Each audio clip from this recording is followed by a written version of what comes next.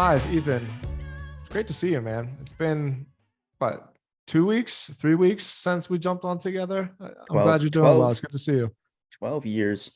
Yeah, man. It's good to see you too. At long last. We've been sitting here.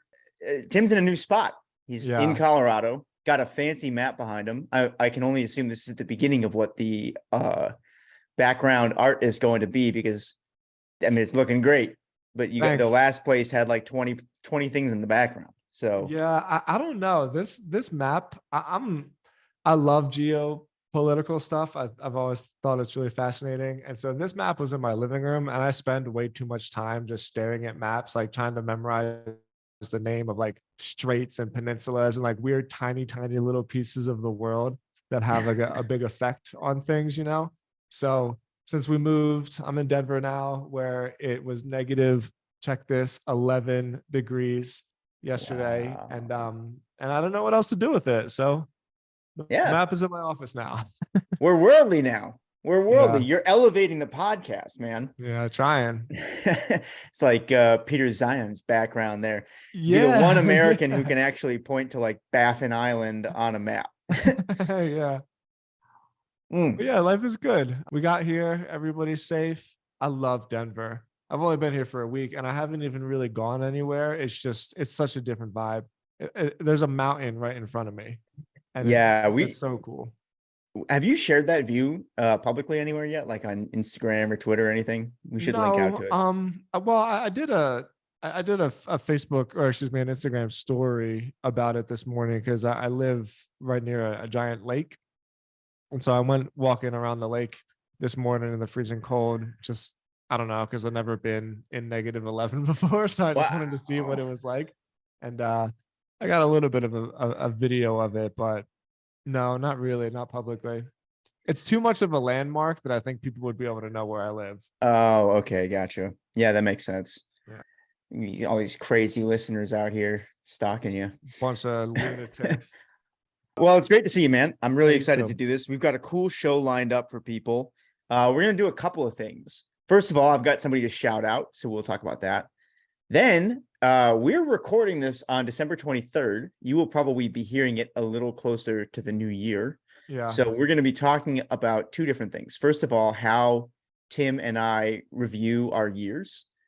This is something that I nerd out on. I'm not sure if you do yet, but something tells me you're like a reflective person and you have something that happens around the end of the year. So we'll talk about that.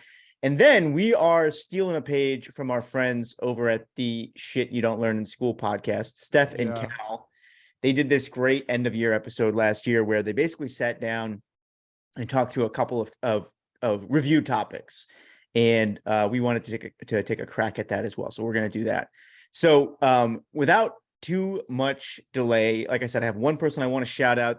This is a guy named Spencer Scott. He runs a couple of SaaS companies, and one of them is called Loop. That's kind of like a specific VoIP thing. The other one, I gotta find the name of it. I'll find it in a second. But I sat down to talk with him about our plans for Please DM Me, and just wanted to shout him out, say thanks for that, because he shared a whole bunch of great insights and he's like super enthusiastic about it. In fact, a couple of cool things he said. So first of all, a lot of his advice echoed some of the thoughts that we've had so far. Yeah. Specifically around keeping the powered by Please DM Me in the replies. He called that engineering-based marketing because it's like built into the product. And he said that it's, you know, he thinks it's going to spread like crazy if we keep that in there at a certain product level. The other thing that we had talked about is a couple of middle range tiers for like price wise. And he had said that one thing that could be really interesting is like usage based pricing. That way, somebody, you know, who's like a big influencer and gets a ton of inbound, it is automatically paying a different price than something that maybe somebody who's just starting out would pay, which I thought was really cool. I hadn't thought about that. But the thing that I think I was most excited about is here's this guy who runs multiple SaaS companies. He took one look at it. He goes, you can get this to 6 figures without changing any features. What? He says, yeah, that's what he said. And he says, He says, in fact, Huh. that's what I would encourage you to do, is like get it to six figures without changing Without anything. changing anything. Yep. And That's I the was like, perfect advice for me to hear, because I was staring at it this morning, thinking of all the things I wanted to change. oh yeah. Well, Uh-huh. that's kind of what he said. He's like, as soon as you dive into these things, like the number of things you could change is endless. And once you start really getting engaged with the user base, they're going to have a whole bunch of requests on their own too. So it's like, it's really important. What he was saying is like, you really need to know who your user base is, and that takes time. But he was looking at, he's like, you get this thing to six figures immediately with what he was just really excited immediately. That's so Obviously we cool. have to grow our reach, but he says it's got good bones basically. So Good shout out bones. to Drew for building something that's got good bones. Yeah. Shout out to Spencer. I'm going to find his company real quick because I Please want do. to mention it. Yeah, please do. But yeah, what were your thoughts on that? You were saying you were looking at it this morning. I have no idea what I'm doing, basically. And we've laughed about this a couple of times, but I mean that strictly from a product level standpoint. It's built on Vercel, which is the hosting, and the database is built on a platform called Supabase. Yep. And like I literally have no idea what I'm looking at. And so when we get it live, we're at least going to have the different tiered pricings if we choose to do that, which I think we're pretty much on the same page with it, but that functionality will be definitely built into it. But yeah, and where we go from there, just hearing that advice, like don't change anything, just get this thing, this, I wouldn't even call it a minimum viable product. I would call it like a foundational product. Get that thing to six figures. And if you do that, then you'll have enough proof of concept, and you'll have enough user data to know like what the next upgrade should be. And so that's like, it's just exactly what I needed to hear. I felt the same way, man. And I was so Yeah. excited that he was excited about it, because I think like you and I, coming from outside the SaaS world, you know, kind of in new waters, right? We have no idea if what we're looking at has promise. We think it does. Mm-hmm. But to hear somebody who does this, at a pretty high level too, he's running two successful companies, just to have him sign off on it was like a little breath of relief. And then also I talked to him about some of the stuff that I was most afraid of. I'm like, I'm so scared we're going to get just like a huge server bill or a huge bill out of nowhere. And he's like, don't worry about that. Like that doesn't really happen. Cool. X, Y, and Z has to change in order for, he was able to like help put some of my fears at ease. So I'm going to show you his company real quick. It's called Media and Co-Browse, and you will actually think that this is pretty rad. Oh, can I have screen share? Screen share every time. But as I'm doing this, the quick shout out for people is, if you're starting something new, go find people who've done it and talk to them first. It's a step that I always used to skip. I always used to try to like protect my ideas and stuff like that. Yeah. That's a huge waste of time. Just go talk to people. So this is it. This Media and Co-Browse is his company. It's really cool. This is, I think, the newer of the two SaaS companies that he's running right now. And you want to know why this is crazy? So this is like a customer support type tool that gives you full screen control of your customer's computer, including like, you can see everything they're doing. You can move the mouse. You can pop up and have like this video without signing up for anything. Like he could literally, if he was at his computer right now, he could just take over my browser without me even giving him permission. In fact, he used to try and sell it this way. And he was saying, he's like, yeah, we're learning how to sell this tool, because for certain people, you can just pop in and take over their computer. Other people, that scares the hell out of them. Yeah, so that would freak me out. Yeah, exactly. So anyways, real cool dude. Great advice. What was his name one more time? Spencer Scott. Thanks, Spencer. Appreciate you, bro. All right, man. Let's get into this stuff about end of the year. This is like one of my favorite times of year. I'm kind of a nerd about end of year review. In fact, it is how I celebrate New Year's. This started a couple of years ago. I was like sick on New Year's or something, and so I ended up not going out, and I kind of developed this New Year review process. And I'll talk through it in a second, but I was just curious. Do you have sort of the same thing? I have like a whole like process for reviewing the year. Do you do anything around this time of year? Or? I don't have a big methodical process, but I have something that is very consistent.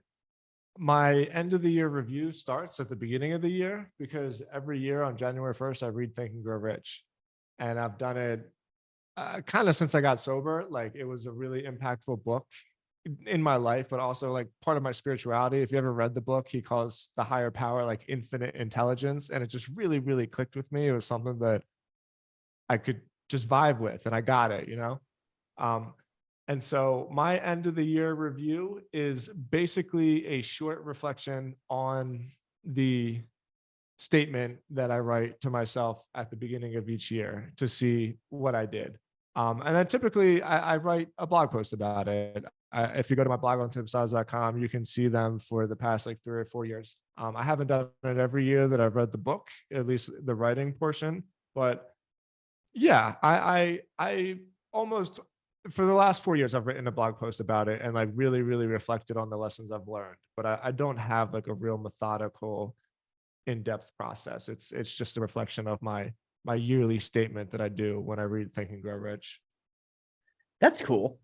I had forgotten that you do that. You mentioned this a couple of times in different episodes that you read that book once a year. Yeah. Do you able to read the whole thing in like one day? Or do you just like bang it out or? No, I really don't. And the hard part is the organizational planning section because if you ever read it in the book, it's like fucking so boring to read. It's almost like outlines and like this is Mhm. exactly how you plan ahead and you make your plan. And I've really forced myself to read every single bullet point that he has in that section. But I'm really not like a very fast reader. I never Nice. have been. I really try to I used to be into the speed reading thing, and then one day I was like, "This is so stupid. Like, why would anybody try to read faster? It doesn't make any sense. I want to learn what I'm reading." And so I don't do that. I soak it in pretty deep. Mhm. Yeah, I'm similar in that well, I don't speed read, but I really wish I could.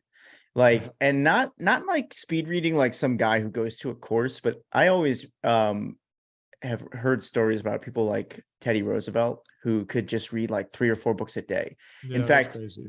there's a funny story about him reading Pride and Prejudice while he was driving a bunch of bandits to jail, like across the desert. You know, like he chased these guys down because they stole his boat and rounded them up at gunpoint, drove them across the desert at gunpoint, reading Pride and Prejudice as he went. Like, I was like, man, I just wish I could absorb written material faster, but I don't. I don't. What's Uh, your process? yeah. So I have. I'll go through it in a second here. Basically, it starts with an email that I write to myself, and I have an email that I've written now every year for the last 4 years. Cool. And the reason that I do this, there's a couple of prompts in it, is that I think if you were to sum up the whole thing, it's like what I really get out of this is it's a chance to go back and remember a bunch of stuff from the year that I would otherwise forget.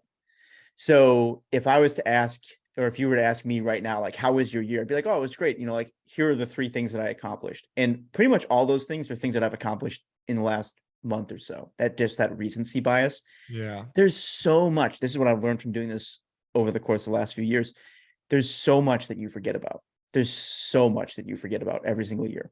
So what I do is this. I open an email and then I think, let's see, 1, 2, 3, 4. It's like 8 prompts that I copy and paste into the email first thing before I do anything. So I'll copy and paste these things, and here it is. Number 1 is major events, accomplishments, or undertakings. Number 2 is lessons learned. Number 3 is things I started but didn't continue. Number 4 is important relationships started or rekindled. 5 is books, movies, newsletters, or podcasts that had a big impact on me. And then the next 2 are sort of polar opposites of each other. They're like a Pareto analysis. So the first is the 20% of people, experiences, and activities that caused 80% of my happiness. Mm. And then the next is 20% of people, experiences, or activities that caused 80% of stress and bullshit. And then the last 2 are questions that I've learned to ask And then one that I think maybe this group will like is things I don't remember writing but are pure gold. and then so I copy and paste those in. And then all I do is I sit down and I go through like all the places where you kind of live your life through the year. And I just go all the way back to January and kind of skim through stuff and look for things that I maybe would come to mind immediately, or things that I maybe forgot about. And I just fill them in with bullets. So if I'm like to give people examples of what I go through my written journal. I go through my like digital journals. I'll go through my like Audible account, the podcast player that I use. I do like a quick scan of my bookshelf too, just kind of looking at, anything that might jump off there. Like, oh yeah, I forgot I got this thing. Netflix, Amazon account, my camera roll on my phone, calendar, my financial tracking app. And then I'll also scan my inbox. That's gotten a little bit harder though, as I get more and more emails. And last year's review. So I also pull up the email that I sent myself last year. But it's like, it sounds like a lot, but what it really is it's like you copy and paste the email. And then I just sit down with like my journal and kind of read through it and be like, oh, I forgot that this happened. Oh, I forgot that happened. And as I come across things that feel like they fall into these categories, I just put a bullet and like mark it down. And I don't know. I really I wanted to record this because I've always like I nerd out on this with friends and stuff, but I've never like written about it anywhere or shared it anywhere. But I really enjoy it. It's like one of my favorite things to do. And every single year, I'm always surprised by what I find in terms of like things I forgot about. Who do you do it with? Do you have like a select group of friends that you do this with every year? No, I actually think that would be a blast. But no, traditionally I've done it like I've just done it solo. So like it's not always on New Year's Eve because a lot of times I'm doing something that's more social then, but today's the 23rd. So this is kind of like the beginning of that holiday week, like no one's really doing anything. Work is super quiet. The nights are quiet. And so whenever I can kind of like steal time away, I'll do this. I'll sit in front of the fire and I'll just, like I only have 1 or 2 notebooks for the year. So I'll just start cruising through those in my spare time. And because it's an email, it's kind of always with me. So if I think of stuff, like I just go to the drafts and enter it in. But I think this would be a lot of fun to do with some friends. I think we should try it. Well, I think so too. Just not to bury the lead though. We planned to, are you talking about what we already planned? Or are you saying we should do it? We should do that as well. Yeah. Let's take that email. We could put it in a Google form, or we can just like send it out to everybody. And who knows, maybe nobody will do it, but I bet Sean will do it. Let's like send it out and put it in the episode and see if anybody does it and sends it back to us. Oh, that's a cool idea. Yeah. Oh, I thought you meant like the next segment that we had planned. Like, oh, what an interesting idea. Maybe we should try do that together. I was like, what's not? Yeah. Okay. Yeah, I love that idea. So I've already got it in a Google Doc. I'm happy to copy and paste it over. We'll put it up on the site if people want it. What do you like? We could you can make a copy of it, right? So if you go into the Google Docs, can you just make it? Yeah. There's a certain permission level. File, make a copy, and then you make a copy of your own and just send us the link on Twitter. Let's see if we come up with anything good. Love it. Yeah, that's my process. So that's like my nerdy end of year thing. I really enjoy it. And again, the big thing there for me is I'm always surprised by what I find. Totally. So yeah, for anybody else out there, yeah, let us know. We'll put this up for anybody who likes this kind of stuff. And I would say if you've got your own process, let us know what that is, because this is for me, I've sort of stolen this from a few different minds. Like I think the first time I really thought about end of year review was probably a Tim Ferriss podcast or something like that. I know he's big on those. But speaking of reviews, that I think is a pretty good transition into the next phase. So we wanted to sit down and do this. Like I said at the top of the episode, we're taking a page from Steph and Cal over at what do they call it? Sidless, shit you don't learn in school podcast.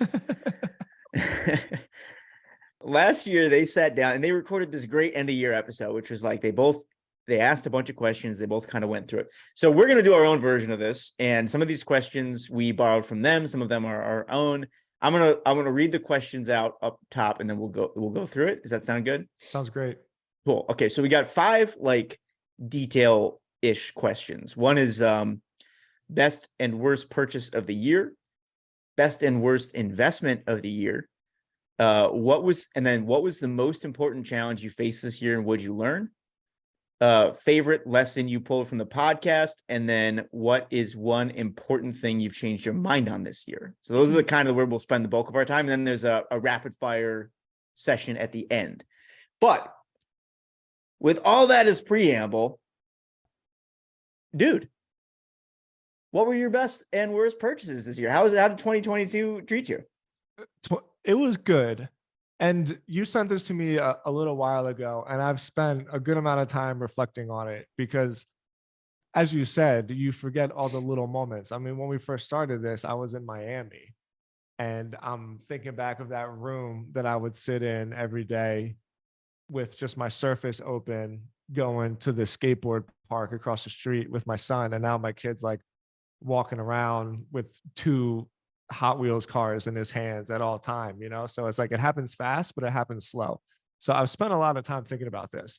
My best purchase, there is 2 of them. One is this desk.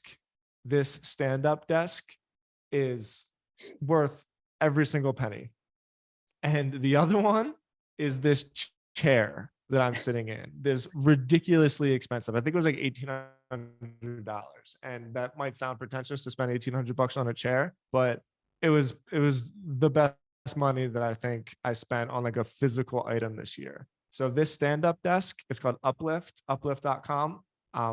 Total game changer for me. And then this ridiculously expensive ergonomic chair. When you go, I'll look underneath at the label because I actually don't know what the brand name of it is. But man, I can't even tell you how helpful this chair has been, especially post back surgery. And then not to mention just sitting in chairs all day is bad news anyway. And so standing up, doing squats in the middle of the workday, going down, sitting down, keep my legs moving, and having a chair that really, really helps with my posture. Best purchases I made all year by far. Love that. Man, I love when you find something where you maybe spend like a little bit more than you were comfortable with, but it ends up being so worth it. Because there's a lot of stuff out there that's not, Yeah. Okay, for purchases, I got a couple as well. I decided to kind of break them out into 3 different categories, which is like expensive, a little less expensive. Oh, damn. So you're like all in on this. You went for it. Well, a little bit. Yeah. A little bit, but the reason is I had a hard time with this one because there's a couple things that I really like, but I also like, I had a hard time thinking of worst purchase. And so I decided to just go overboard on the best purchases. Okay. So start with the expensive stuff. There's 2 things that I have loved having this year. The first is this Garmin watch. This is by far like the most expensive thing I've ever bought for fun, right? Like it's this was $1,000. And so to me, that's, more expensive than I think my phone, right? I don't usually buy myself electronics of any kind, if I don't need them for work or something like that. So that was a big purchase. I waited for a long time and like used like a bunch of credit card points and stuff like that in order to get it. And I absolutely love it. I was so cool. Yeah, I could actually probably go back and look at the data. I'm not sure how many miles I've clocked with it, but I do a lot more trail running than I used to. I feel like I'm in touch more with my own like states of training and physical like rest and recuperation. Totally happy with it. I wouldn't change a thing. And it's amazing. I have never been happier with any purchase of an electronic. This thing stays charged for 16 days. That's insane. Yeah, it's a smartwatch. Yeah. And I'm like, can we just please get the same battery in my goddamn phone? Why am I living next to a charger with my phone that's 3 times the size of this? Right. Give me a little more battery space. Okay, so that's one. The other, and it's also sort of like fitness related, would be this is kind of a sneaky purchase, but I really like training with a weight vest, specifically trail running. And for anybody else out there who has looked into this, you'll see that like weight vests they're expensive. It's like $200 for one of these stupid fitness weight vests. So the sneaky purchase, and I've been so like, I just grin about this all year long, is a plate carrier, which is like what soldiers use to carry body armor instead of a weight vest. It's the exact same thing. You can buy weights for it. It's usually a little bit less expensive, but there's two extra benefits, which is that a lot of these things come with like customizable pouches and pockets and stuff. So it's more useful than just some weight vest you're going to buy on Amazon. And if you live in a bad part of town, you could throw body armor in it. You know, it's like it is also body armor. So I've really enjoyed training with that, and also feel like I got away with something, just like buying something like that you most got people... one over on the man. Yeah, exactly. Good it's for like, you. It's like, yeah. I'll show you rogue fitness. And then, okay, so a couple more real quick. A little bit less expensive on the scale, because both of those are like hundreds, if not more than $1,000. One step down is these candles. Well, so these are from an internet buddy of mine named, I don't know how you pronounce her name, Aditi. We'll link him up in the notes, but she makes these candles out of a certain type of wax. They smell amazing.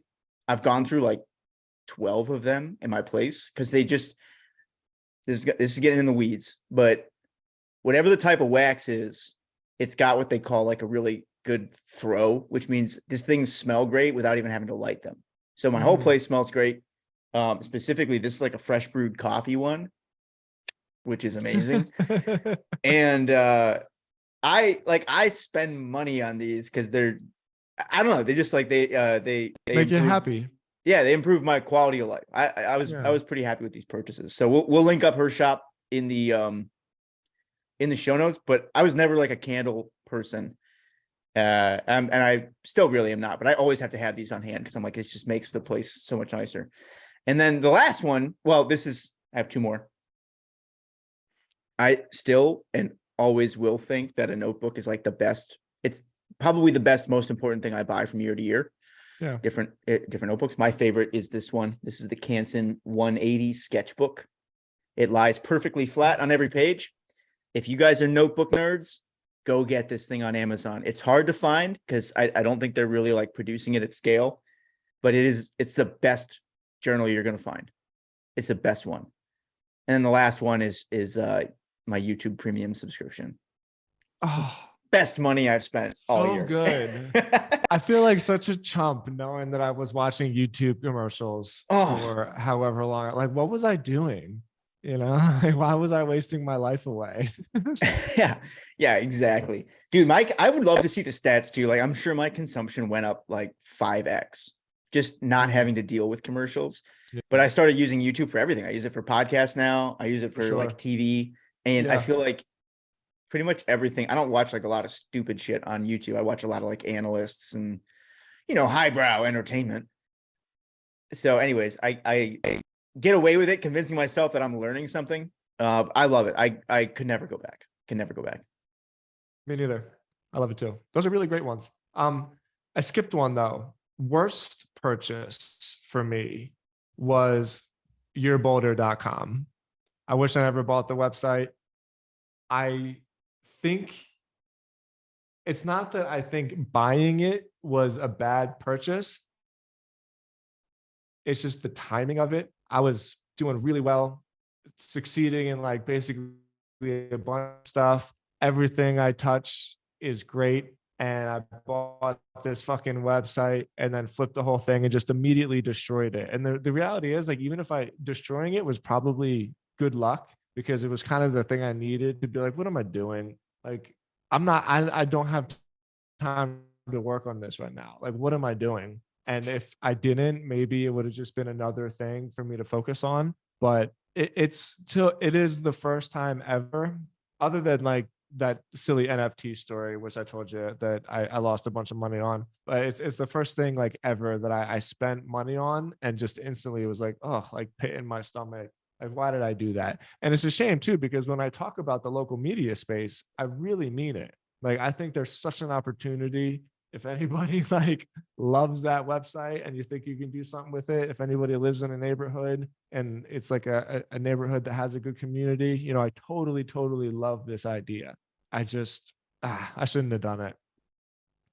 Just because of the time. Yeah, I just, there's no reason for me to. I'm so excited about what we're doing. I'm so excited about my personal blog and my newsletter. Like, there's just no reason for me to. It was just, everything was going so good. I'm like I'm reading too many finance books about not keeping cash and like keeping everything flowing to make sure that you buy like income generating investments. And it's just a stupid thing that I did, and I wish I didn't do it. Mm. Yeah, I had a hard time thinking about what the worst purchase was. And I think partly it's because I haven't reflected on it long enough. And I didn't want to do something lame like, oh, I really didn't like, whatever Yeah. this mouse pad that I got. I hate. But that doesn't seem like a helpful enough Yeah. suggestion, you know. So I'm gonna keep thinking about that one. But you mentioned something that I think is a really good sort of like transition to the next question, which is that you're reading a lot of finance books, investing books, and the next question was best and worst investment of the year. So I know that they're kind of similar, but like, how do you think about those two? This is why I regret it so much, because I am 110% of the mindset of dollar cost averaging, passive investing over time. Nobody knows how to invest. Nobody. I just, there's that experiment which everybody's heard a million times, but never gets old for me, where they took a group of chimps and had them throw darts against the wall on different stock tickers, and then they picked those stock tickers, and those tickers did better than I think like 70% of like the best hedge fund managers in the world. Nobody has a clue what they're doing. And so over time, consistently, since the birth of the American economy, dollar cost averaging into the S&P 500 has been the best thing to do. And ever since I started, I've increased my weekly amount. As of right now, I put $500 into the S&P 500 every Friday, no matter what. I don't think about it. It's all automated. It happens. It's my best investment always. And it's like, even right now, I go on Twitter and like the sky is falling down and people are like, no one has any idea how fucked we are. And I'm like, what are you talking about? Like, this is so natural. Just buy S&P, just buy index funds and stop talking about this stuff so much. And 20 years from now, you will be so far ahead of all of your investment buddies who like had the best stock, you know? And so that's why that purchase of your Boulder was such a forehead slapper for me, because like I know better. And on the other side, continuing to dollar cost average into the S&P 500 is the best. And sometimes if I eat, like every once in a while, if I'm bored, I'll put some money into like real estate ETFs, or, you know, some like really long real estate ETFs that I buy a bunch of. But either way, it's never like trying to pick the winning stock. It's just invest into the market because it's going to go up. Yeah, it's hard to strike that balance, especially as a founder. Like, I think a lot of people, not in our audience, because a lot of people in our audience are entrepreneurial, but most people have an easier time differentiating between like what they would consider an investment, right? Because most people are not building companies, right? So it's like, you go to work, you earn your money, and then if you want to invest some of it, stock market's the way to go. Index funds, right? That's investing. For us, there's like an extra option, which is like you could invest money in a project and potentially make way more. Yeah. So did you end up, might be a little bit too much inside baseball, but when you bought your Boulder, did you ever dial down your S&P 500 investments in order to cover that? Okay. All right. Well, yeah, if that's the case, then I think That was smart, at least, because you didn't sacrifice the long term for the short term play. Yeah. Or like, yeah. Yeah. I Um, I thought about your motor a lot. If there was a bad investment I made, I don't think so, because I'm so consistent with that. And I've read all of this stuff. Like I really have. I think markets are fascinating, but the more I study markets, the more I realize that no one has a clue what they're talking about. And like the best thing to do is just let the money do the work for you. yeah. Yeah. Okay. So I have kind of an interesting juxtaposition to this. Best investment. Well, I think when I look back at the year, the best investment that I've made has been, I think, in this podcast. People who've been listening for a long time know that so far, this is something that we just spend time and money on. We haven't really monetized this. So it was kind of cool to pick my head up today and be like, we're a year in. Yeah. We've sat down every single week for a year. I think this might be the most consistent creative project I've ever done. Oh, that's so cool. Yeah. And so I think it was either that, because I've found this really rewarding. It's a lot of fun. And I am fully convinced that it is either already paying off or going to pay off in the long run. But like, it's worth it. To me, this is worth it in and of itself, even if it never goes anywhere else. So that's been one thing. The other one, this is like a non-financial investment, because all my financial investments are just down this year. Yeah, mine too. I'm so down. Yeah. The other, but this, and I really, this has been really life-changing for me, is the time that I've invested getting closer to my food. So we've talked before about the experience I had harvesting our Thanksgiving turkey this year. That was really interesting. I just spent 3 days on that same ranch over the last weekend hunting axis deer, and we didn't. There's so many of them. Yeah. Well, yeah, there are. Didn't kill anything, didn't shoot anything, didn't wound anything, but saw a lot of stuff and spent 3 days completely away from my screens. And that was really important. I think that was just, it was so good to, first of all, that was the first time I'd ever been hunting.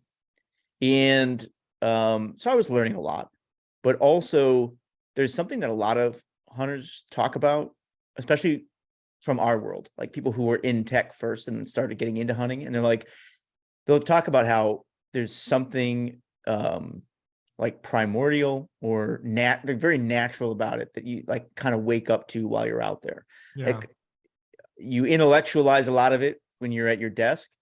But then when it's time to actually be out there and like looking across the landscape and stuff like that, there is something that you kind of settle into, which is just really nice to experience. It's basically the polar opposite of everything that we go through being kind of in the media space. So those 3 days, I think, were more relaxing and more regenerative than like 2 weeks vacation. And it's so cool. Yeah, I always love to hear that people learn to build relationships with their food. I've been very lucky that that's been a part of my life for a long time, and it makes a big difference. Like and I'm going to use this word, even though it drives me crazy, you quite literally are the things that you eat. Like it's what you are made of. And so it's important. It's like spiritual, it's physical, it's mental, it's emotional, it's all of the things. And so I love to hear that about you, man. Congratulations. Thanks, man. Worst investment. This is gonna sound, you're not gonna like the way this sounds, but I'm gonna explain it. My worst investment was indexing via my 401k. Now, it's not because of the indexing. I agree with you that indexing is the best move, and I actually do that with my self-directed Roth IRA as well. The reason this was a bad investment is because here's what I realized like halfway through the year. So for people who don't know, I'm an employee at HubSpot. We have a great 401k program. I maxed it out. But what I realized about halfway through the year was like, I have never been an employee anywhere more than like 1 to 2 years. And I really don't intend to be. Like when I look forward in my career, I'm like, I'm an entrepreneur, and maybe you drift in and out of companies, sure, but I never really planned to be any one place for a very long time. And so the realization for me was I need to be more thoughtful about what retirement planning looks like as somebody who plans to have a career that is a combination of self-owned companies and possibly being an employee at different places. Because right now I'm racking up 401ks. I have one other one from an old job. I have one from HubSpot now. Like they had to roll my hustle one into it. And I'm Yeah. like, there's got to be a better way than dealing with all these different accounts. So, and the other issue is that, you'll probably fight me on this, but I'm like, I feel like I tied up a bunch of money in what I knew was going to be a shitty market. And maybe I'm sure my future self will thank me for that. Fine, whatever. But I sitting wouldn't here, fight you on that. you don't think so? No, I I think the American view of retirement is very romanticized. And my plan is not at all to have a bunch of money that I get to save so that one day I can be at the point. It's that old like fisherman and the businessman story. Like my entire plan is to have cash flowing assets that make it so that I don't need a retirement fund. It's just the thing goes for me. Like Damn. wealthy people don't need retirement funds. They just have wealth. And so like that's what I need. Damn, dude. You just like changed my answer to question number 4 in terms of like best lesson pulled from the pod. Wealthy people don't need retirement funds. Holy shit. There you go, guys. Yeah. So how do you structure that? You have your, or let me ask you this. And again, feel free to say like, I don't want to answer that if you don't want to answer it, but how do you structure your indexing? Is that just in a normal Vanguard. Okay, so it's a taxable account. It's like a Well, normal yeah. investment So account. I have a SEP IRA and it goes from my business account directly deposited into my brokerage account in my Vanguard account and then instantly goes into the S&P 500. And that's Got it. it. I don't have anything more fancy than that. And I really don't plan to. Like I've done the math. Everybody can be a millionaire if they start investing into the index fund, especially if you're early, because that compounding really, really kicks in later on. And Especially so, now. yeah, totally. And so that's my plan with that. But like, I know that Guy Kawasaki is like such a laughing stock now because of the ridiculous shit that he says on Twitter, but Rich Dad Poor Dad totally changed the game for me. It totally changed the game. As soon as I learned that an asset is something that puts money in your bank account and a liability is something that takes money out of your bank account, all of the bullshit that banks and financial lessons and retirement planners give you in those folders, none of it makes any sense. Like if you have a mortgage, it's not an asset, it's a liability. It takes money out of your pocket. If you have a mortgage that has a rental, now it's an asset. Your car is not an asset, even though you can list it as an asset on a balance sheet. Like your jewelry is not assets, those are all liabilities. And so as soon as I read that, I was like, all I have to do is get as many things as possible that put money in my bank account. And like that's all I planned for. It's really that simple for me. That's awesome. So you said you said you use a SEP IRA. Do you happen to know what like the income limits on that are? Because I feel like I stepped in it like this year as I filed taxes. I figured out that I don't think I'm allowed to use a Roth IRA anymore. I think I'm like No, you just can't. over. Yeah. The You can't? IRA You maxes said, out. The IRA is very low. It's 6,000. And so the IRA, I put $6,000 into my IRA January 1st of every year. That happens okay. automatically. I max it out the first of the year. But like my brokerage account is just a straight up, it's just a standard investing account. It's like a fund of money that I use to to go into the market. But like the fund is always basically at zero, because as soon as money goes from my bank account into the fund, it automatically goes into the market. You just need like a middle ground. You need to actually put money into Vanguard to invest it. You can't just invest from your bank account. Interesting. Okay, well, people, none of this is financial advice, but yeah, also don't listen to me. I have no idea what I'm doing, and talk to a professional. I had heard, as long as we're definitely not giving financial advice, there's a guy on Twitter who is talking about, there's some like interesting, what does he call it? It's like a backdoor IRA or something like that, where if you run a particular type of business, and I think it's like you're the only employee of your business or something like that, the limit on contribution goes way up, like substantially up. But I have no idea exactly how it's structured. There's people out there who know way more than this.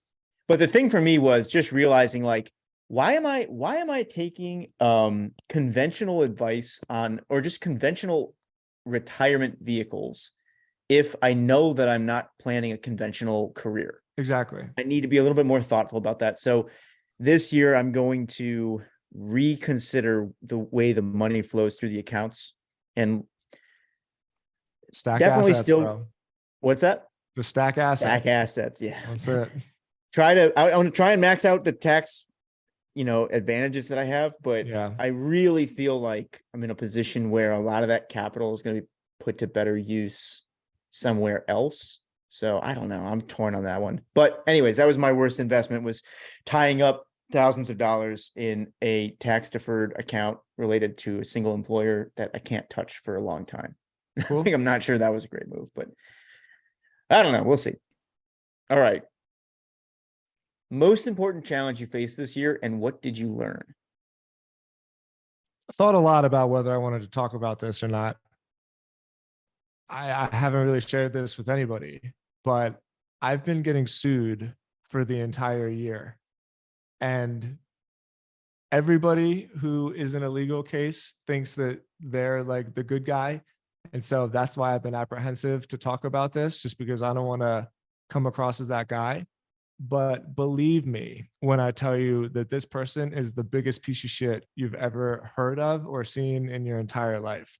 And if I were the kind of guy that actually named him and told you to go Google like his arrest records and all the fraud and like the things that he's done to take money from old people, it's staggering how like awful this person is.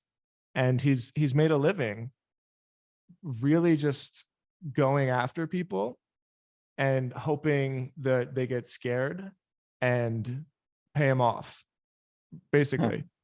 And I fought it, and it's been terrifying, man, absolutely terrifying.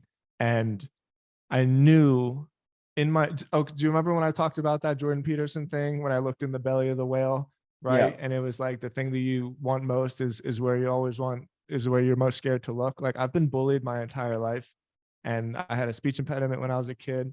And it was one of these moments where I was like, this is finally where I stand up to a bully.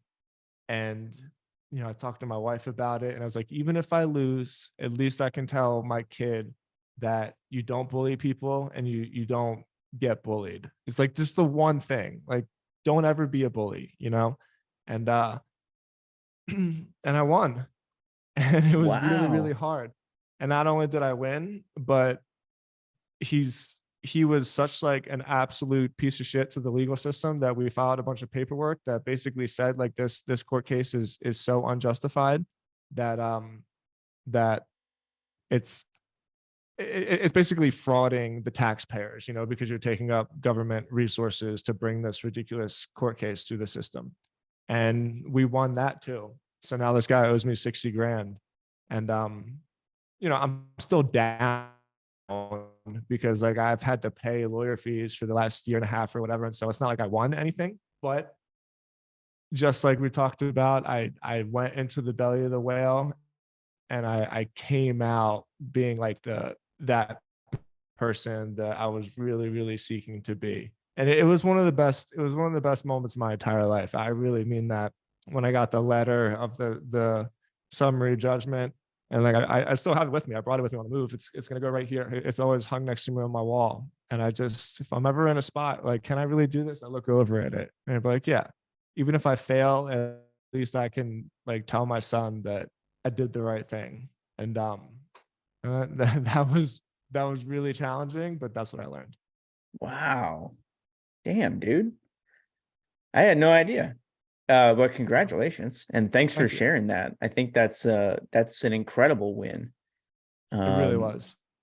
yeah, and what an interesting way to think about it. I love how a lot of times, I mean, you mentioned what Jordan Peterson had said in terms of the thing that you want sort of like exists right next to the thing that you fear the most. But I've been thinking a lot about how often the things that like try you the most or that are like the Yeah. worst experiences are those are the most important ones too, Always. you know. Hmm. Well, congratulations, dude. Thank you. Mine is maybe similar just in the fact that it comes, yeah, from a trial, not a legal trial. This year was the hardest. Was the busiest I've ever been. I'm actually really dissatisfied with it. When I look back at this year, one of the reasons I'm going to have to go do this annual review is because I don't remember anything that happened this year. I remember being really, really overwhelmingly, completely, utterly, totally busy the Yeah. entire year. And I hated it. Now, the good side of this, and a lot of it I can't talk about because I can't talk about it publicly yet, but I'll be able to talk about it at some point. But there's a lot. I mean, it's, lots of different companies, lots of side projects, lots of public engagements, like just a lot of preparation and revision and editing and just a whole bunch of work. And the Yeah. good side of this is that my ability to manage complexity has gone up measurably. In fact, sometimes I have this like brain training app on my phone. It's called Peak, and I'm not very consistent with it, but every once in a while I'll play it for a few days in a row. I'll play like 20 minutes in the morning, and it's just little exercises for that brain elasticity and stuff. Well, I had not played in like probably 6 months. And I sat down last week and I was like, I really just need a something to kick the day off. So I decided to train and I thought I was going to be terrible. All of my scores went up. All of my scores are like way higher than they've ever been before. And people who've played these know what they are. It's like, like you have to tap different pictures and it's testing your ability to like multitask, to remember things, to sort of hold opposing truths in your head, all this kind of stuff. All of my scores are up across the board. And so I'm like, well, that's interesting because I thought I was going to totally tank. That's the good side of it. I think I've measurably improved in terms of my ability to like manage complexity. The downside though is I do not like who I am when I'm this busy. Yeah. I don't like it. I don't like it at all. And when I look back on the year, I'm really disappointed with where my priorities were, I think. Like I spend time up north with my family over the summer. I don't remember doing anything with them this year. I mean, I remember like 2 nights in the beginning of the summer when I was hanging out with friends and with this community around a lake where we would do bonfires and have drinks and that kind of thing. And then work set in for the summer and it was just like burning and turning, and that was it. And I don't like that. I don't want that to be my life. So I haven't quite defined this yet, but it's like I will never be this busy again. I'm right at the end of offloading probably one of my biggest projects, and I'm never ever going back into this much work ever. I don't care. I'll go broke before I do that. That's cool. I've been proud of all the stuff that you've been doing. I'm excited for you to be in a position where you can make this announcement, and I admire it. We've talked a lot about not buying into the hustle stuff and doing that. I also am totally realistic that to get ahead, and when I mean get ahead, like 90% of people are on baseline. And if you really want to succeed, hard work isn't going to be the thing that gets you there. Like you have to find leverage. And so like the decisions you make are very important. But getting that first pull, like that first pull up, that, you know, like in those movies where there's zombies, you know, and like there's the camera down and all the zombies are like reaching up at you, and there's that one person that could just pull himself up just in the nick of time as like the hands are trying to pull him back down. That initial pull is that like 2 years of grind, and very few people are willing to do that. I think that's why athletes, I always have respect for athletes, especially like wrestlers and like individual athletes who just show up by themselves. You know, I've always been really grateful for that experience in my life, because it just taught me how to, I mean, just like you said, you wake up early and you go to bed late knowing that you have to wake up early again, and you're like, how the hell am I doing this? And you just do it, and then eventually it ends and you're like, thank God I did that pull up and I pulled myself out of the masses, because now like you have an opportunity. That's a great way of thinking about it. I think one of the reasons, and we'll get into this actually in a minute in terms of like what we've changed our mind on. One thing that it's taught me is the difference between hard work and leverage. I mean, you really put it well there a second ago. And I think if I'm dissatisfied with any of the outcomes, it's partially because all the busyness was really spent focused on the wrong thing. And like, if I kind of had to learn this the hard way, but it's like, if I had just spent a little bit more time focusing on, in my case, like building my audience, Yeah. a lot of the rest would have been easier. Yeah.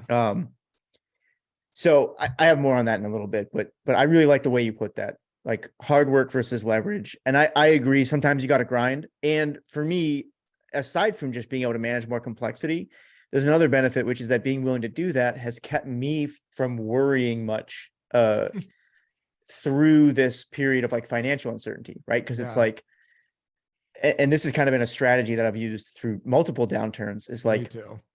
and when the going gets tough, you just do everything. And then you don't, like, yeah, you have to worry about lack of sleep and shit, but you don't have to worry about not being able to put food on the table. So it's like, what do you want to worry about? Ultimately though, I could do a better job building leverage. And so that's one of my big focuses for next year. Awesome. Okay. So yeah, so that was one of my bigger lessons from the year, or that was like the main challenge. Something's gonna change. That's all I can say. Can't do it forever. Yeah. Well, you know, like I could do it forever. I think that's the problem, is like, but just getting back to the original point was, I don't like who I am when I do it. Cause I don't like how I treat the people that I care about. I'm like, you know, short with people that I should have more patience with, stuff like that. Yeah. So no, I think next year is going to be much more about building leverage and just valuing my own time more, and my own like ability to drive value in some way other than through hours and hours and hours and hours and hours of hard work. Yeah. Which actually brings us to the next thing. So the next question is favorite lesson that you've pulled from the pod. And if you don't mind, I'll go first on this one, because this is something that I took from you. Okay, so you said this quote. This was probably close to 6 months ago now, and I swear to God, dude, I don't think there's been a single day where this has not haunted me. But it was a line you said, where you said, rather than being helpful, be valuable. And when you said that, this was during a conversation. I can't even remember what this was about. This was about a piece that you wrote. I think it was something to do with how you run your agency. Yeah. But you'd said, like, rather than being helpful, be valuable. And I was like, oh my God, that grabbed me by the shirt, dude. And continues to come to mind for me. I think because I'm like, you know, I just admitted to being busy, which I would say is like me trying to be helpful. Yep. So I took on a lot of helpful type work this year.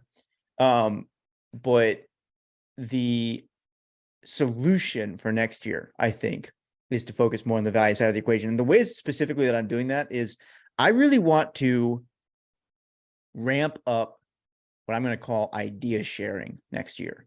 So I didn't even realize this until I was doing my review. Guess how many Twitter followers I added this year? 7,000. No, I'm no 1,000. Dude, you're lame. Yeah. Fucking lame, bro. Yeah. Which to me means this. I did not really take audience growth seriously this year. Yeah. And that's shitty because I burnt a lot of mental energy on it. And so the big thing for next year is like, I am taking idea sharing to the next level. Maybe not on Twitter, but it's going to be like definitely on the podcast, definitely on my website, and then like whatever other channels I need to in order to build basically my email list and my ability to, what's the word I'm looking for? I really admire people that I know in the industry who are thought of as like talent, right? Like Sahil is a great example of this. Mm-hmm. And you know, I've had like light conversations with him back and forth. It's very clear talking to him that he starts from a place of like what his priorities are. He's very good about managing his time on the things that he wants to manage it with. And then everything else kind of finds room around what those priorities are. Yeah. And one of the reasons he's able to do that is because he is valuable, right? He's built a big, valuable audience. So more of that next year for me. I didn't really show up this year like a professional in that way. I'm proud of what we'd accomplished here on the podcast because that was very consistent and we have the data to show that actually did grow significantly. We 3x'd listenership on the podcast, which is cool. But in my personal life, more focused on that. So rather than being helpful, be valuable. That is my favorite lesson from the year. That was the one that has kept coming back to me. What about you? I love this.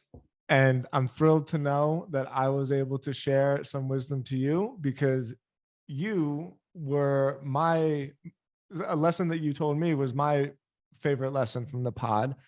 And it was very recent.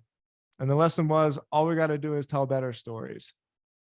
And it came full circle to me because when I started Sober Nation, I didn't give a shit about technical marketing or like hacks or tactics or even strategy for that matter. I didn't give a shit about any of it. I woke up and I looked at the blank page and I thought to myself, what's the best story I can tell? I wasn't literally thinking that, but those were my intentions. And I've become skilled and I've become a little bit blinded by my skill. And I want this podcast to grow, obviously, or else I wouldn't spend time on it. I'm just that way. I'm only going to spend time on things that I think are going to have a benefit for me. And so I do what I always do. I look for techniques and I look for openings and I look for avenues and I look at the data and I think, man, where are people listening the most? Wow, like the first 20 minutes has the most listenership. How can we jam pack people to stretch that out to 30 or 40 minutes or the whole episode, right?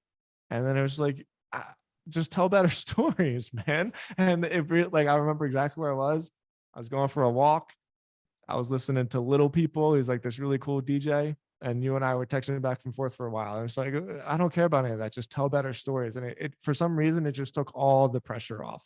And ever since then, I've just been approaching this podcast with a real beginner mindset. And it's been a ton of fun. That's awesome to hear, man. Yeah, I'm stoked to hear that too, because that's something that I think ties in with my focus for next year as well. I think because when I look at people like Sahil and Sam and Sean and all these other creators that I really admire, I've been very fortunate to be close to some of them through work, and That's cool. They're amazing. And I'm very aware that I could do that. Like we could do that. We could be that. And anybody listening to this, by the way, can do it too. I think the biggest thing that separates those people from anybody else is something that you're probably going to like a lot, which is that concept of going pro. Yeah. It's the consistency. It's consistently shipping. I'm not even sure you really need to tell incredible stories in order to get there. Like, there are people who get there telling mediocre stories. Totally. It just happens to be that, like, the people that I'm mentioning are very, very good storytellers as well, which is why they also stand out. But that whole concept of going pro and really showing up in a legitimate, dedicated way, it is the lever to beat all levers. Totally. And if you look at, like, we've talked about him before on the show, Sahil, I've studied kind of like his rise. There was nothing extraordinary about his content in the beginning. In fact, he jokes about this on the MFM podcast that he did recently, where they're like, you were basically just like a nobody finance guy, right? Like, and then you started tweeting and now you're like, that's the deal. A lot of the content was fine, but he showed up consistently. And I think that's a huge differentiator. And I think that's the thing to focus on. So storytelling and showing up consistently, the themes that we've talked about a million times here. I just constantly have to talk again because it's you got to something you remind yourself always, of it. yeah, you re-stoke. So how am I doing that? For me, I have 2 blocks on my calendar now every day. One is in the morning for writing, and then one is in the afternoon for writing. And I'm going to just take it week by week and try to just live by my calendar. Because if I can do that, like, everything should fit. I have plenty of time to do everything, but it's not enough to just have it on the calendar. You actually got to sit down and do it. So that's what I did as the kind of the first step commitment. What about you? What's like one important thing that you've changed your mind on this year? That's the big questions that we have. One important thing that you changed your mind on. I changed my mind about Twitter. Twitter is so valuable. I mean, it's so silly. Like, every time I learn a new thing, I think I wish I was doing this all along, but then I backtrack it and I'm actually very fortunate. Like, I think I did it in the perfect order. The real like bam move that I wish I made is I wish I started taking email marketing seriously right from the very beginning. I think Sober Nation in particular would probably have like 200,000 email subscribers at this point if I did that. So that was a huge loss. And I'm grateful for my process. Like, I learned the long form stuff, and I still think that is the best foundation for any marketing. I mean, anything. It doesn't even matter. Sales, like any job ever in the world. If you can write about it, then you can learn about it. And if you can learn about it, you can teach it. And if you can teach it, you can execute it. So learning how to write long form is the best. However, I always just scoffed at social media because I hated the idea of putting myself out there on an entity that I didn't own. And I still talk about that, by the way. It's just the simple mind shift is like, I'm not going to let them use me. I'm going to use them. And so, like, once I started using Twitter and LinkedIn to grow my own stuff, I mean, night and day. And I probably could do it just by my blogging. Like, I know I could. That's just as effective in the long term. It's just the position I'm in now with the tools that are available to us and with my kids. Like, I couldn't do 2,500 word articles and a newsletter every week. And I put up a pretty good fight, man. And I haven't missed a Friday with my newsletter. I really haven't. And that's just like what it has to be. You know what I mean? Like, it's not possible, especially my son. This kid is a maniac. He's hysterical. But yeah, like, I'm on the ConvertKit sponsor network now. I do like 2,600 bucks a month in revenue from my newsletter. Yeah. And so it's like, it's insane. It's an extra like 30 something $1,000 to do a thing that I love doing. Writing my newsletter on Thursday night is just my favorite thing of the week. It fucking rocks. And it's all because I was just like, okay, I'm going to take Twitter and LinkedIn seriously. And it changed my life. It really did. Wow. That's really cool. Yeah, it's cool to hear you. I'm so sorry to interrupt you. I also changed my mind on America. there is so much stuff about America being this terrible place and in a terrible position, and it's all completely ridiculous. Like, yes, we can argue about the Fed and we can argue about interest rates and we can all scream and yell about inflation. There's nowhere else in the world that is a better place to live. There's nowhere else in the world that has made such progress as we've had. And it's like, when you say these things, people always talk about the negative. I'm like, I'm not saying that things are perfect. Of course not. But I read about this stuff a lot. And I was scared about America for a while. And I think that there's been changes which have settled things a little bit. But my parents, like my family immigrated here. I was at the bank the other day. And the one guy I was talking to, his mom immigrated from Nigeria. The banker immigrated from Mexico, and my family's immigrants from Scotland. And I was just like, this is the best place to be. And I wouldn't want to be anywhere else. And so it's not that I changed my mind. I was just really starting to doubt it a little bit. And now it's like, no way, Team America, long term. I'm long on America all the way. America, fuck yeah. It's funny that you went there because I wasn't going to, but I was trying to, but I'm glad that you did, because I was trying to figure out a way to say the same thing. Yeah. Here's where I was going with it. Our international listeners are going to hate this, but okay. So and maybe I'll couch this by saying the same is probably true about your country. Like whatever your country is, you probably hear the most shit about it. Right. Yeah. Like living in America, we hear so many people from all over the world who, but especially from here, like there's been a lot of unrest here over the last couple of years. And I was in a similar position. I was really, really down on the country. And the thing that I remember the most from this year, this is what I was trying to figure out how to say, was I remember when the war in Ukraine kicked off. And that really affected me. We didn't record that week. We was talked something about it for a while before we recorded. We talked about it for almost an hour. Yeah. And there was something about that. And I'm still not sure, because the question that we're answering here is like, what's one important thing you've changed your mind on this year? I'm still not sure what it was that I actually changed my mind on, but I see the world differently than I did before that. Because I remember being really affected by that invasion and thinking to myself,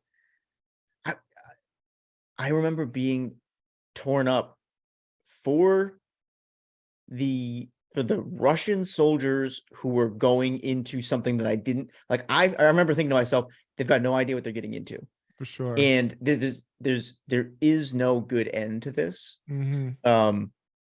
And at the time, I'd only heard like really one perspective on it, and it was those interviews that I forget who did them. Somebody interviewed Putin like 5 times over the course of several years, and I had heard his take on NATO expansion.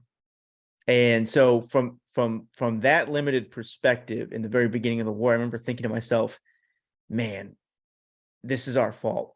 And now it just ends badly for everybody. And since then, I have absorbed a lot more points of view on what's going on. And I still won't pretend to really understand it fully. I don't think anybody really does. I think in the end, like it's no generation that fights a war ever really understands it completely. Yeah. But there have been some voices that have come out and just in support of the West in a way that I don't think existed before. And it's been refreshing, I think. For sure. It's always refreshing to hear. You know what it is, man? It gets old to hear you're the bad guy all the time. And so the one that I'm thinking of, and this is actually my answer for like favorite creator later on, is Peter Zion. So I don't know. Me too. He was yours? Yeah. All right, we'll talk about it in a second. Yeah, but like there's just more and more voices that are coming out saying like, yeah, we've got our flaws, but you also can't lose sight of the stuff that is going right in this country. And I think being a member of the media, which we're immersed in everything that is constantly going wrong. Yeah. That's a difficult position to be in too.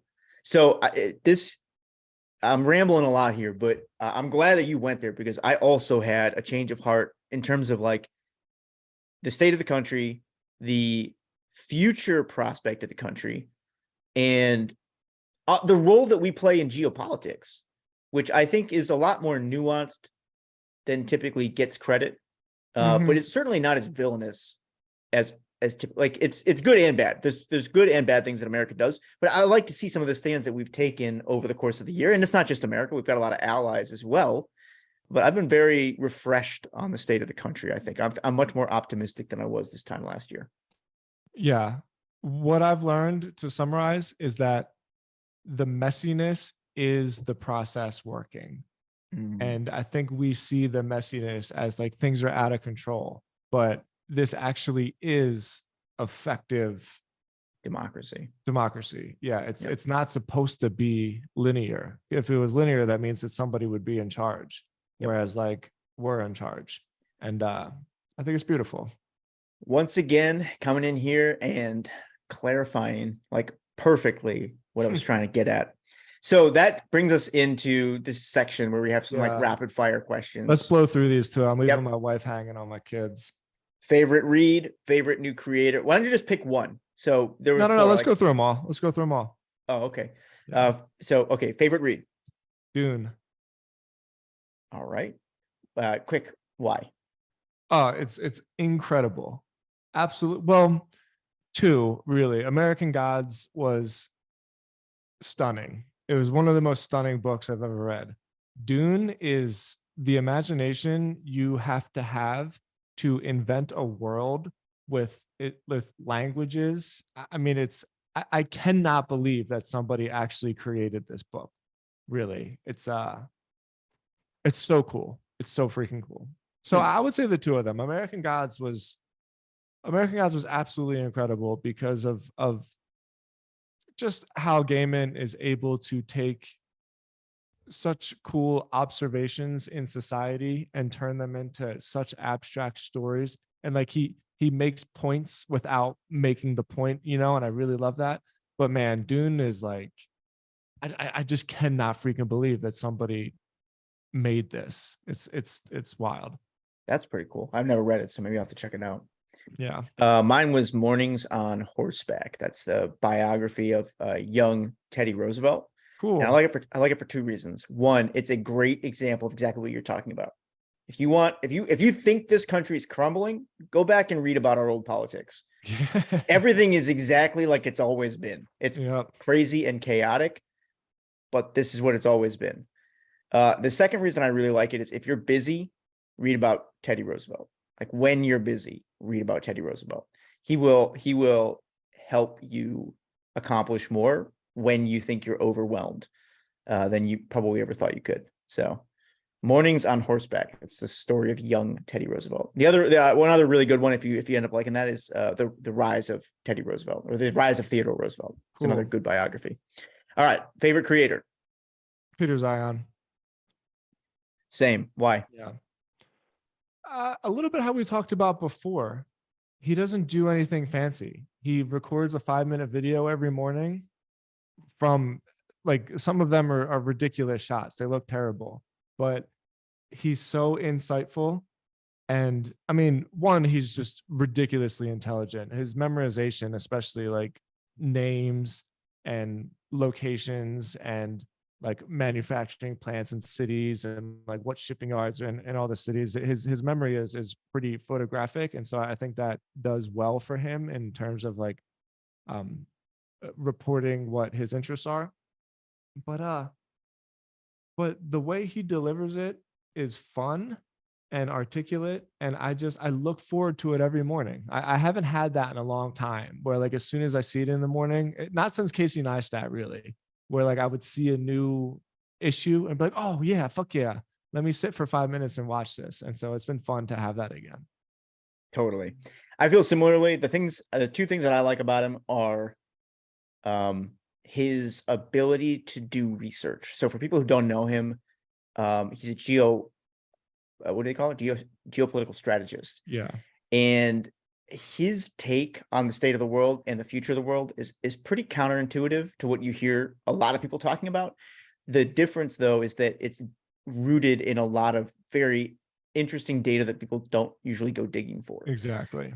So I admire his research skill, and I think he's got a fun personality. So like, Yeah, even he's though just a he's funny, goofy dude. It's cool. yeah, yeah, he could talk about anything. And what I find myself thinking as I'm listening to his books is like, I just like, first of all, I just want to hang out with him. Mhm. But second, I wish he did other stuff, because he's kind of got his thing, which is cool. But I just want to like absorb more stuff from him. So like, I wish Yeah. I wish he had his own podcast where he was interviewing other people just to hear him engage with more ideas, because he's like really kind of quirky. Favorite thing you wrote?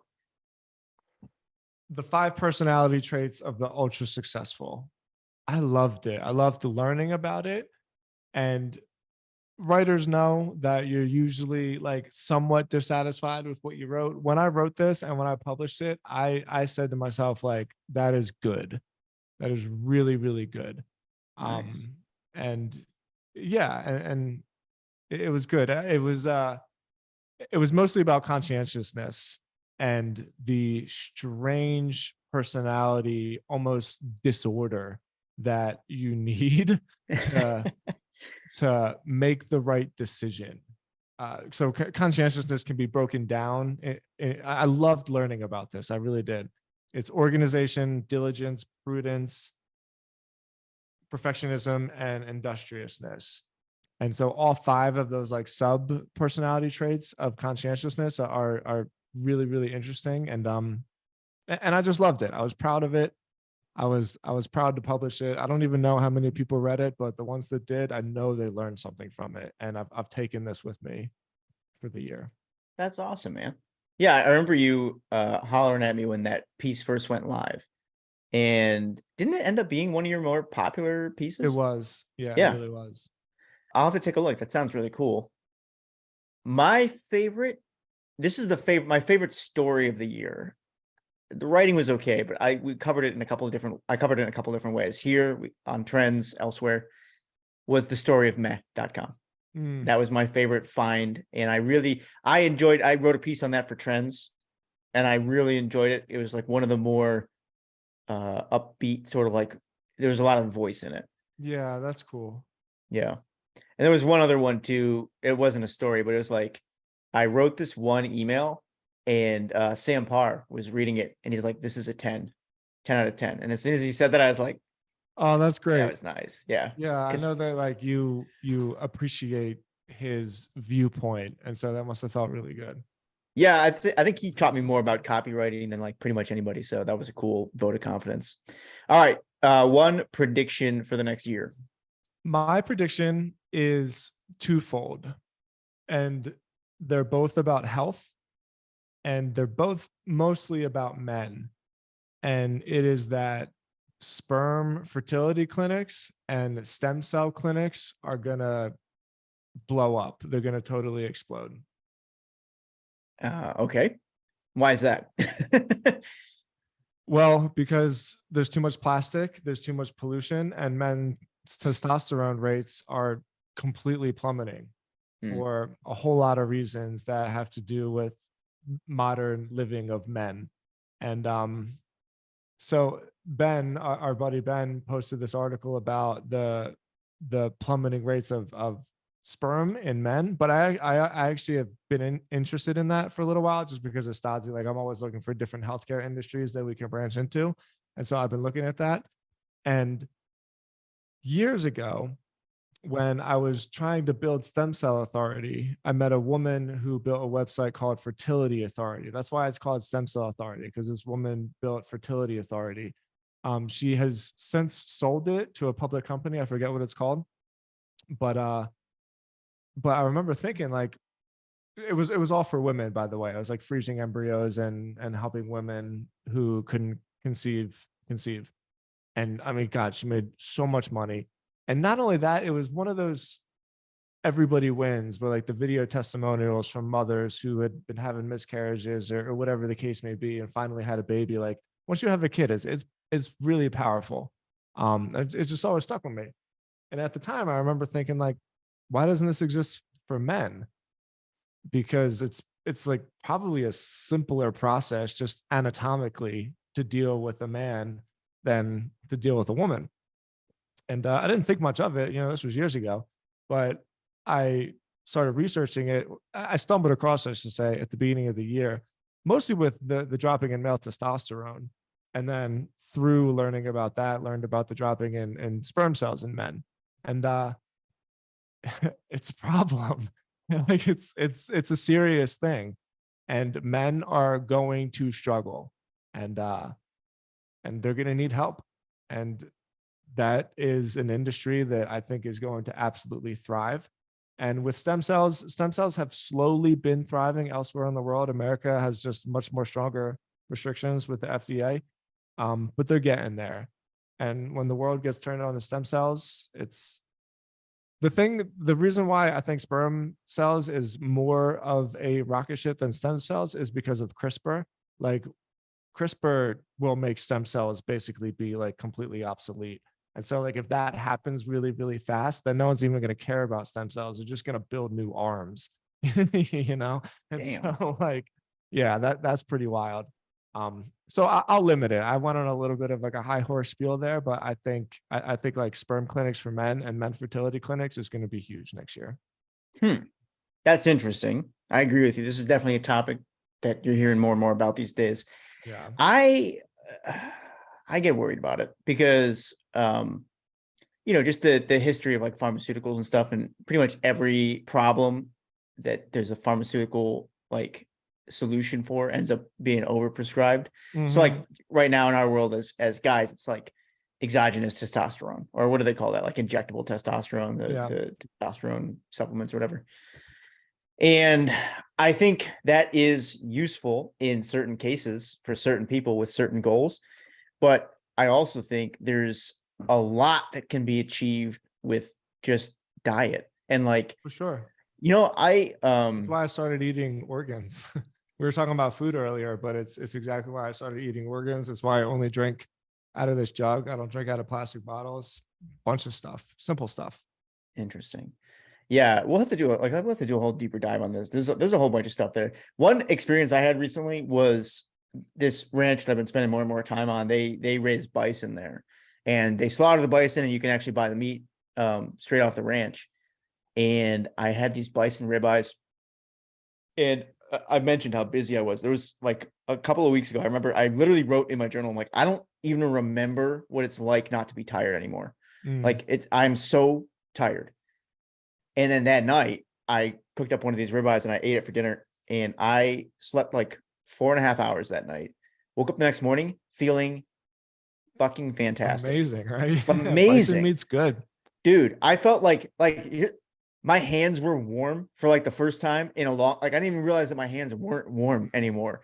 But there's something about the food that is not cutting it in this country right now. Totally. And so I guess I'll tack on to your prediction with mine, which is I think regenerative agriculture is gonna come into the mainframe next year in a much bigger way by necessity, because a lot of the international sort of like infrastructure around like typical factory farming is going to be a lot harder next year. So I hadn't thought about that as a prediction. My actual prediction was a lot lamer. I was going to say I think next year is the year we hit 100,000 listeners on this show.